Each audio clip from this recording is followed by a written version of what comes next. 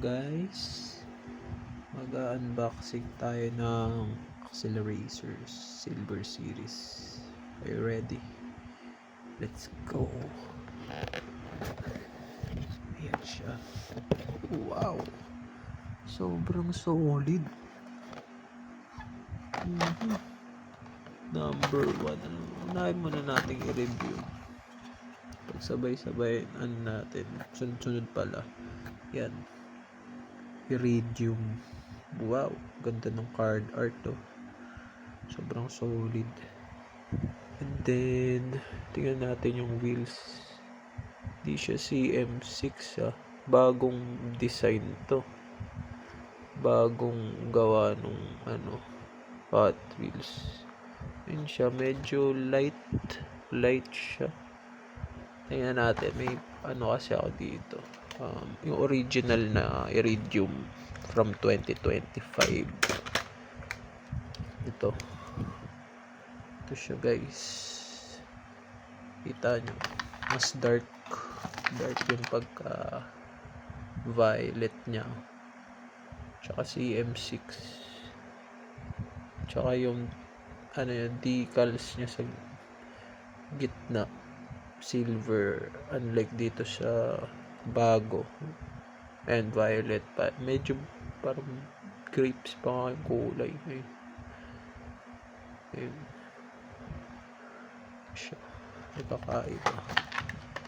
Hirap lang, hindi ko mahawakan masyado kasi hawak ako sa phone ko. Ayun, yung likod nila. Tsaka pansin ko, itong dati 2005, yung wings nyo hindi nakadikit, unlike dito sa isa sa Silver Series, nakadikit na siya. Ayun, part na siya ng body.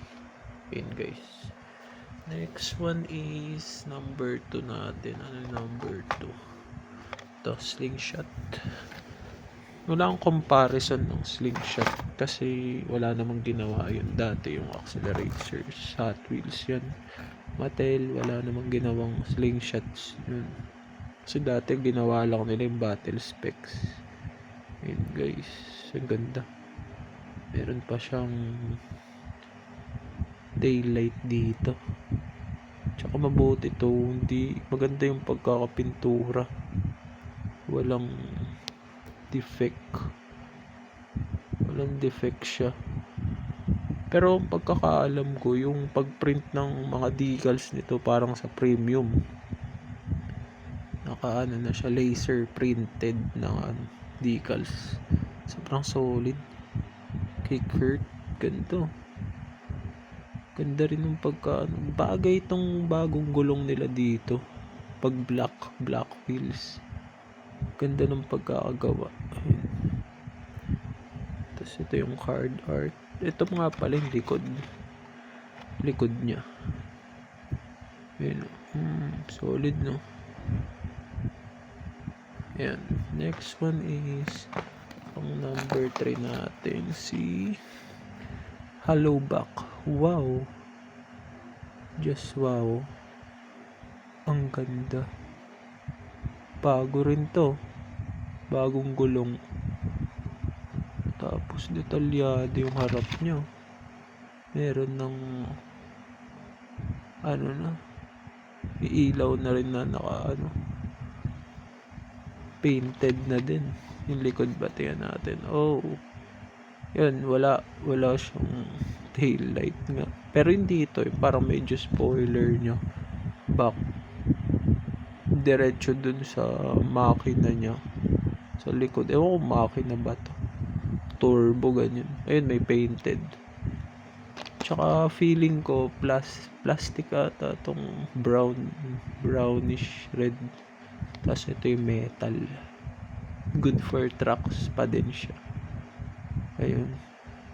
Di na ako magre-reklamo sa pagkagawa ng Hot Wheels, yung parang nila. Ang gusto ko lang sa anime ito, black part sana. Parang sa movie talaga, sobrang movie dito. Pero okay na din. Astig na din kasi detailed na din siya yun. Ayun, detailed na sobrang solid. Pang fourth natin, kunin natin. Wow, ito na nga yung main antagonist dun sa movie. Si Galarum. Gamit niya yung RDO9. Nostalgic talaga oh. Kasi kung napanood nyo yun dati sa Cartoon Network, Tsunami, abangan nyo yun eh. Inaabangan, kagaya ko ng bata ako. Inaabangan ko yung tuwing hapon. Yung movie na yun. World Race, Acceleracers, parang kailan lang oh. After 20 years. Oh, 20 years. 2005. Tapos ngayon, meron na ngayon. Pero ito, parang meron lang ako napansin. Nakakaiba. Kunin natin yung original na RDO9. Ito yung original na RDO9. Shoutout dun sa seller na nabilan ko. Siguro 2 years ago. 2 years ago ito. Ito siya. Tignan natin pagkakaiba. Ito. Nakikita nyo dito sa makina nyo. Tapos compare natin siya dito sa dati. Kita nyo guys. Iba no. Iba yung pagkagawa nito. Tsaka dito. Tsaka tong ito rin. Iba rin dito. Ibang gawa. Ibang mold na rin.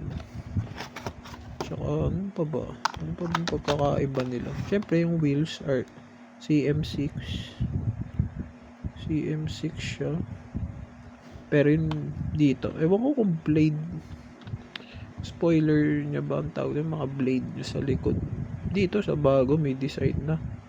Solid. Sa kanya wala. Likod. Yung likod. Medyo mas slim yung ano niya. Turbo niya ata to. Exhaust niya. Medyo slim yung bago kaysa sa dati. Pero ganda sana no kung i-wheel swap natin to. Tapos ilagay dito sa bago. Ayun. Solid. Ito mabigat siya. Bigat metal. Karamihan nito metal kasi taas. Tsaka to. Pero di ko sure tong black part na to kung plastic. Yan si Galarum. Racing Drones. Leader ng Racing Drones. Yan guys. Last but not the least, naabangan natin ang reverb na pinalitan na nila ng revert. Siguro kasi copyright ata yun dati. Ayun ata issue nila. Pero tingnan na natin guys. Review na natin. Oops.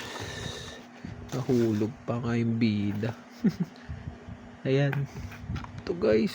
Sobrang solid. Taan nyo to si Bert. Damn. Ayan. May gulong niya. Bagay yung gulong niya yun. Sa baba niya sa base. Metal base. May jump jet dito. Ayan yung apat na yan sa likod. Jump jet. Movie accurate siya. Ayan. Meron na rin tail light na rin detalyado. Lalo na rin to. Itong sa engine niya. Ano na rin. Orange na din. Unlike yung dati na silver. Ayan. Tsaka mapapansin nyo dito. May na siya. Yung nakaumbok na medyo hindi kasi masyadong kita eh. Pero yan. Kita nyo. Ito. Meron ng side mirror. Grabe. Ayan guys. Po-compare natin siya dito. Sa dating reverb. Ito yung reverb dati. Ayan. yung makina niya yun. Unlike dito sa isa. Tapos wala pa siyang side mirrors yun. Tapos yung ilalim. Yung ilalim niya kasi. Ito ilalim. Pagkakaiba. Yan, pinagkaiba niya. Wala siyang jump jets dito. Tsaka dati yung mga Trackstar, may nakalagay dito na ayan, yung logo nila. Nakikita niyo yung logo, ayan, parang daanan. Ayan. Ngayon kasi wala na, hindi mo na makikita. Ayun. Ano na. Parang ibang-iba na yung design nila talaga. Yun. Meron akong custom na reverb dati. Ito yun. Shoutout dun sa nabilhan ko ng print. Ayan. Naka na rin siya. CM6 na wheels. Tapos in-screw ko na para di matanggal. Ito siya. Ko-compare naman natin dito sa Silver Series. Baka movie accurate talaga. Ayun, ganito. Same length lang sila. Same length lang, ayun. Pero to, kahit sabihin natin di na CM6 to, solid na din. Kulang lang yung mga yung red sa gitna. Sa ano niya, sa axle niya. Diba dati may mga ganun. Hindi ito, sa gitna. Ano na may red. Ayan. Saka ito na rin pala. Ayan, dagdag ko na rin. Ito yung mga dating RD09 na design. Ayan yung mga design na RD09 dati. Sobrang ano ko kasi fan ako ng RD09. Ito, astig to. Sa Flash movie na RD09. Hindi ko pa binubuksan. Pero astig. Tapos mga ano ko. Mga dati kong mga nabili. Sa mga seller. Sa iba't ibang panig ng Pilipinas. Ito. Synchro. Green na synchro. Ayan. Share ko na lang din sa inyo guys. Tapos ito. Riveted. CM5 wheels. Mint siya na nakuha ako. Mint. Ayan guys. Ano pa ba? Ito, mayroon pa ako dito mga rare. Medyo rare ang ito. Hindi nga lang siya mint pile driver. Good rolling siya. Hindi lang mint yung mga decals. Decals siya. Siyempre, tagal na rin eh. Yun. Tapos, ano pa ba? Ito. High voltage. High voltage ba? High voltage. Ito. High voltage. Okay, no low. Ayan. Mint rin siya. Yung nakuha ko. Pero wala na siya sa box. Shout out dun sa seller na nabilhan ko from Cebu. Sobrang bait niya. Ayan. Madaling kausap. And then, ito nga. Dun ko rin nakuha sa kanya to. Spectite. Yung sobrang hirap mahanap na accelerator kasama yung chicane. Ayun. Astig. Ang astig. Parang bumalik ka ulit sa pagkabata mo. Ayun guys. Ito lang. Dito na matatapos yung review natin sa accelerators Silver Series. Sana nagustuhan nyo. At follow na rin kayo sa YouTube channel ko. Ito kasi una kong video sa mga review sa Hot Wheels. Ayun. Follow nyo lang and like nyo na din. Thank you sa panonood. Sana lahat makakuha nito kasi sobrang solid to. Sobrang solid. Bye bye.